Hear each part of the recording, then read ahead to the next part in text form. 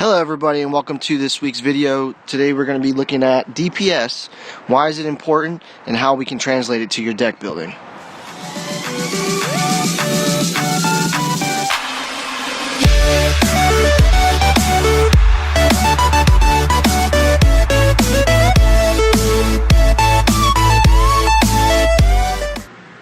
Hello everybody, it's your boy Snyder1 with Snyder Elite Gaming, bringing you another fantastic video to bring your gaming to the next level.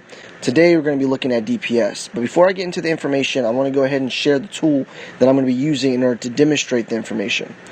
If you go onto Paragon's website and log on with your Paragon account, you'll be granted access to their deck builder. Now their deck builder has a tab that's called Test Build.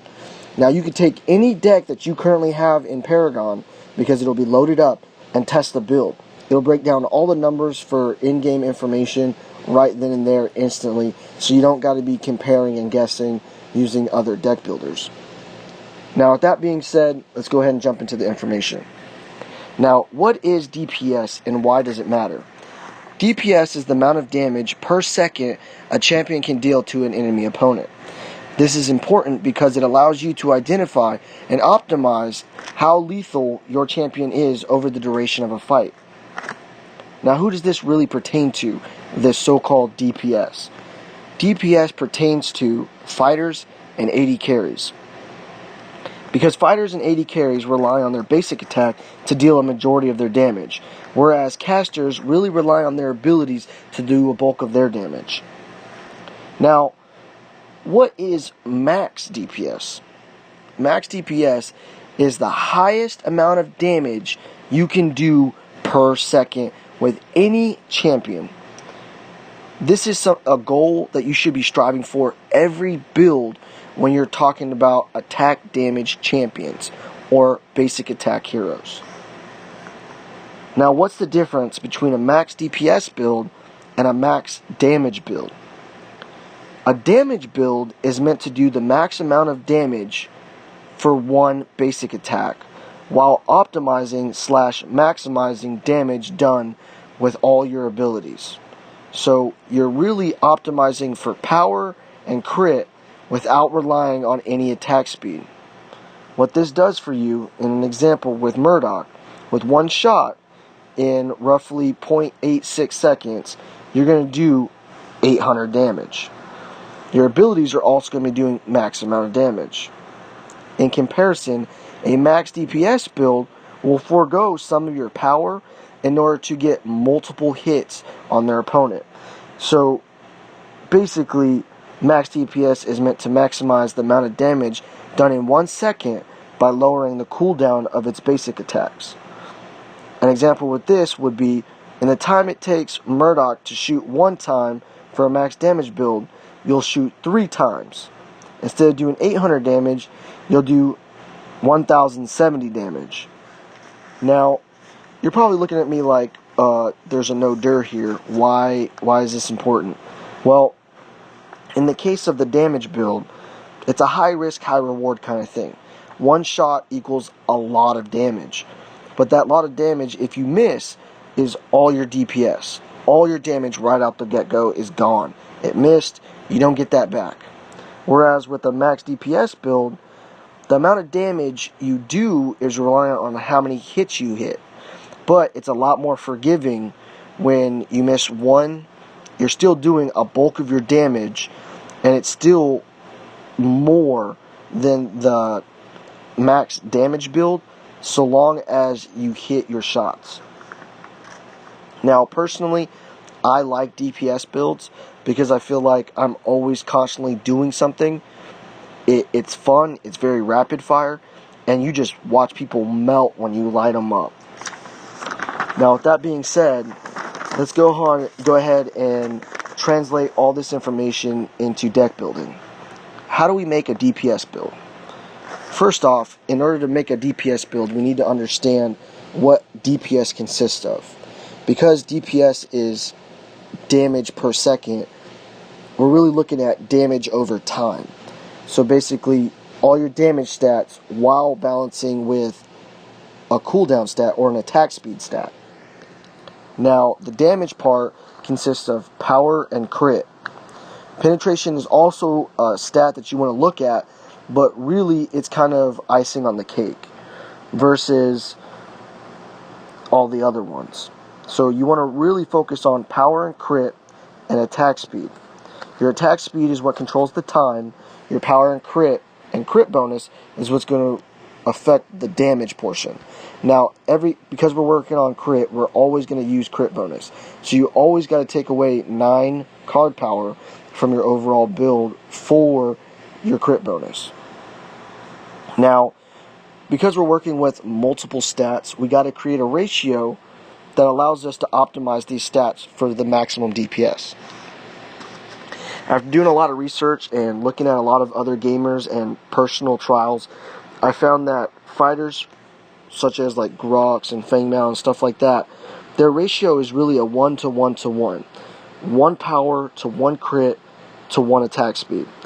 And for when you're starting your builds with these characters, I want you to go ahead and put 17 card power in each stat. I know you might be a little less than 60, but what that'll do for you is it'll give you a starting point. And then start kind of shimmying the numbers left and right for power, attack speed, or crit chance, and see what you guys come up with. If you use the deck builder on Paragon, you'll be able to see whether your DPS goes up or if it goes down, depending on what you plug your stuff into. Now with 80 carries, it's a little bit different because they gain attack speed per level, or some of them don't. They're just at a lower cooldown. Now for these champions, you kind of got to adjust the ratio. I recommend starting with 20 power, 13 attack speed, and 17 crit for all champions. And then adjusting it once you've played with them and you can see what can benefit you. But if you start at 20, 13, and 17, and then go into your test build, and then start adding 1 or 2 to the different stat points, find your maximum DPS. Do the work, adjust for all champions, and you'll really, really find a lot more success. Now, with that being said, rule number 1, always build into power first. Now, you want to build at least 15 CP, because that's about the threshold that other stats start becoming viable or start to really help you increase your damage gains. The biggest damage gains is with power first. After that, build into other stats to maximize gains. When you build crit, build it all at once by selling transition cards or saving up points in order to make sure that you get it all at once. Don't put 3 here and then wait and put 3 later. Get all your crit up front so you can get that damage spike so that it'll make it worth it. Instead of grinding it out, you'll definitely feel that power spike and allow you to take advantage of other champions once you hit it. And it gives you decisive points to understand, like, hey, I hit a damage spike. I can now do more than I was unable to do earlier. Also, remember, crit can double or even triple your damage depending on how much power is running with it. Crit is reliant on power to make leaps and bounds to make crit worth it. So don't sell your power items to get crit if you have no power to go along with the crit. Crit requires power to work. Now, with this build that I'm going to be showing you, it's my 1070 DPS build. I used Yin because Yin is one of the top 80 carries right now, and you're also going to be getting another 80 carry on Tuesday that is also going to be a DPS type person. It might be more reliant on abilities, but you're going to be able to test either kind of build and really decide for yourself. But for this build, it's my 1070 DPS build.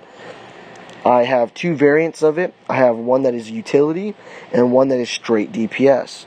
Now for my one that's straight DPS, I have 12 points in attack speed, 17 points in crit, 28 points in power, 3 in pin, and the rest goes in my crit bonus. Now for the all DPS, I use the Blade of Agora. Some of you guys might think that's a little scary because you have no sustain for lifesteal. I understand. That's why you have the utility version. But for the non-utility version, your basic attack's going to hit for 231.96 without a crit. With a crit, you'll probably be mid 400s, 500s, depending on what kind of armor situation your enemy's going to have. The DPS is at 1070.96. There's 168 power, 68% crit, 205.2 attack speed, and 12 penetration. Now, if you do take off the Blade of Agora and put in the Hunger Maw for the lifesteal, all the difference is going to be is 4 power. Now that 4 power is going to take your basic attack from 231 to 209. Your DPS will fall from 1070 to 969, which is good. I highly recommend the lifesteal because you're definitely going to recognize that you'll be able to sustain a lot more. But try out both builds and see which one you like, and compare that to a full damage build, which will be all power and crit, no attack speed. Now, with that being said, I challenge you to make a DPS build and see if you find success. Remember, tweak your builds for every champion. No matter what champion you're using, they're not the same. They all scale differently with attack speed, especially the AD carries. Remember, build into power first. Build crit and crit bonus all at once, but don't sell power for crit unless you still have power to make the crit worth it. Remember your ratios: 17, 17, 17 for fighters, 20, 13, 17 for AD carries. And then make sure you adjust it in order to make sure you optimize all 60 card points. Hey guys, we're nearing the ending of this video. I just want to remind you guys, if you like the content, please like and subscribe to it. It really helps me out. If your damage builds or DPS builds rock, or even if they suck, post in the comments. See how this video helped you. If it did, awesome. If it didn't, please, I really take any suggestions in order to make sure that the content really helps the community. That's really all I got for you today. Peace.